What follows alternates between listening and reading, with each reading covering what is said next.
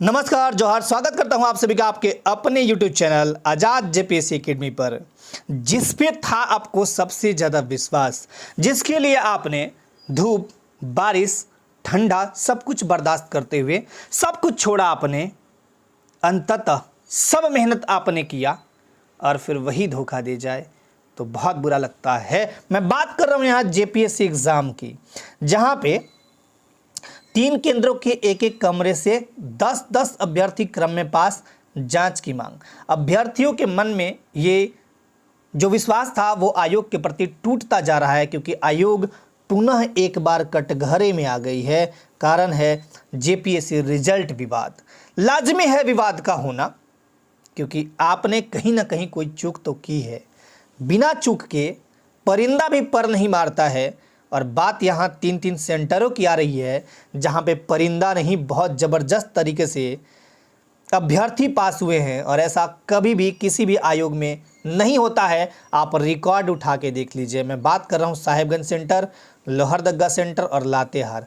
और ये बात मैं नहीं बोल रहा हूँ, ये पेपर के माध्यम से मैं बता रहा हूँ। ये जो सामने आई है अभी तक के तथ्यों के मुताबिक और रिजल्ट के हिसाब से, साहिबगंज, लोहरदगा, लातेहार के सेंटर से ही 34 अभ्यर्थी पास। गड़बड़ी की आशंका, गड़बड़ी होना लाजमी है। जब एक अभ्यर्थी दिन रात मेहनत करता हो, अपना घर बार छोड़ के बाहर तैयारी करता हो और खुद भी बहुत तपता हो, ऐसे में अगर उसका रिजल्ट नहीं आए और उसके जगह कोई दूसरा पास हो जाए, उससे पढ़ने में बहुत डल हो, या फिर ऐसा, मैं एक वर्ड यूज कर रहा हूँ हालांकि मुझे नहीं करना चाहिए, जिसे कहते हैं सेटिंग हो, तो अभ्यर्थी के मन में ये बहुत सवाल उठने लगते हैं कि आखिर मैं झारखंड में होके जेपीएससी की तैयारी करके और जेपीएससी में रिजल्ट नहीं ला पा रहा हूँ, तो उनके मन में सोचिए क्या हो रहा होगा। ठीक है, 7वीं से 10वीं जेपीएससी प्रारंभिक परीक्षा, ये है 3 नवंबर का पेपर। 7वीं से 10वीं जेपीएससी प्रारंभिक परीक्षा के परिणाम सोमवार को जारी कर दिए गए, लेकिन परिणाम में कुछ चौंकाने वाले तथ्य सामने आए हैं, जिस पर अभी से ही सवाल उठने लगे हैं। दरअसल लोहरदगा, साहिबगंज और लातेहार के कुछ परीक्षा केंद्रों पर एक कमरे में परीक्षा देने वाले कई छात्र सफल हो गए हैं। इन 3 केंद्रों से ऐसे 34 छात्र सफल हुए हैं, जो कि ये बहुत ही दयनीय स्थिति है झारखंड की, ये दर्शाती है। जिनके रोल नंबर एक सीरीज में है, जैसे यहाँ पे रोल नंबर छुपाए हुए, मैं रोल नंबर बता देता हूँ। मुझे इन रोल नंबर वालों से कोई भी दुश्मनी नहीं है ना। 52342865। अब देखिए यहाँ पे 65, 65, 66, 67, 68, 69, 70, 71, 74, 76, 77, 78, 79, 80, 81, 82, 83, 84, 50, 85, 86, 87, 88, 89, 90, 91, 92, 93, 94, 95, 96, 97, 98, 99, 00, 01, 02। मतलब ऐसे रिजल्ट तो अभी के टाइम में या हम लोग के टाइम में आते थे स्कूल्स में, कि 1 से लेके अगर 50 तक बच्चे हैं या 100 तक बच्चे हैं तो सारे पास, 1 पास, 2 पास। ये स्कूली शिक्षा में होता था जब हम लोग 5th-6th में हुआ करते थे, 7-8 में हुआ करते थे। लेकिन यहाँ पे आयोग क्या स्कूल बन चुका है जो मतलब इस तरह से आंसर दे रही है, मतलब इस तरह से रिजल्ट दे रही है। और 100 से भी अधिक ऐसे अभ्यर्थी पास हुए हैं, जिनमें 3, 4 या इससे अधिक लगातार रोल नंबर वाले अभ्यर्थी हैं। रोल नंबर सीरीज 5-2, 5-2, 5-3 क्रमवार है। इसी प्रकार 34, 35, 36, 37 इस तरह से क्रमवार रिजल्ट हैं। भाजपा प्रवक्ता ने ये बात उठाई है और उन्होंने, भाजपा प्रवक्ता का नाम है प्रतुल सहदेव, ये प्रश्न खड़े करते हुए जांच की मांग की है। बहुत अच्छी बात है, जांच बिल्कुल होनी चाहिए। रिजल्ट के संबंध में बात करने के लिए जेपीएससी चेयरमैन अमिताभ चौधरी साहब और परीक्षा नियंत्रक मोइनुद्दीन खान साहब फ़ोन तक नहीं उठाए, ना ही किसी मैसेज का किसी को कोई जवाब दिया। अभ्यर्थियों ने भी परीक्षा की रद्द की मांग की। जगह जगह प्रदर्शन होने स्टार्ट हो गए हैं।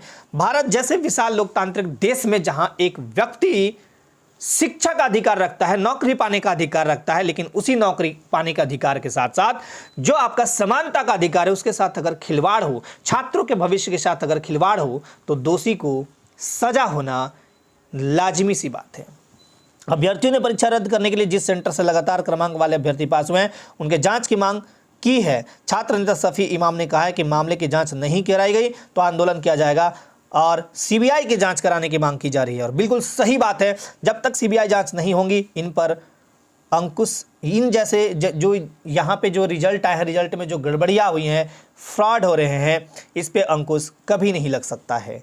जेपीएससी शुरू से ही विवादों में है और आज भी वो यही काम कर रही है। यानी आप भविष्य यानी इतिहास के साथ, सॉरी माफ़ कीजिएगा, यानी आप भूतकाल यानी इतिहास से आप कोई सीख नहीं ले रहे हैं। अभ्यर्थी जो यहाँ पे 7 अभ्यर्थी क्रमवार पास हुए हैं, देख लीजिए यहाँ 4 अभ्यर्थी क्रमवार पास और 3 अभ्यर्थी क्रमवार पास हुए हैं।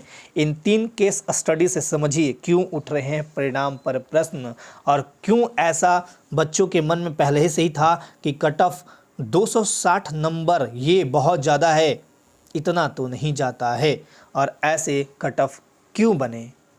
तो ये विवादों में है जेपीएससी रिजल्ट और इस पर अब देखते हैं आने वाले टाइम में होता क्या है। हालांकि छात्र छात्रा मांग कर रहे हैं लगातार कि ये परीक्षा रद्द हो, और बिल्कुल ही जब आयोग को इतना भी समझ में नहीं आया कि हमने जो 24 जिलों में सेंटर बनाया है वैसे जगहों पे सेंटर इन्होंने क्यों बनाया था जहां पे परिंदा तो आसानी से पर मार सकती है, और वहीं मैं बात करूं उन सेंटरों पे ऐसे ऐसे सेंटर बनाए गए थे जहां से कोई भी व्यक्ति मोबाइल से कुछ भी लिख सकता था। और ऐसे सेंटर बनाने की क्या जरूरत थी? आयोग के पास क्या इतने नहीं हैं सेंटर से, इतने स्कूल नहीं थे? आप 2 टाइम एग्जाम कराते, 2 दिन में कराते, कोई दिक्कत नहीं। लेकिन ये विवादों में होने का एक बड़ा रीजन ये भी रहा कि आयोग 24 जिलों के वैसे वैसे सेंटर रख दिए जहां पे कोई आता जाता नहीं है। जांच की क्या बात होगी, एग्जामिनेशन हॉल में जांच की क्या बात होगी? तो बहुत सारे प्रश्न हैं, बहुत सारे विवाद हैं। अब देखिए इसमें आगे होता है क्या। चलिए आज के लिए आप सभी को बहुत बहुत धन्यवाद। जय हिंद।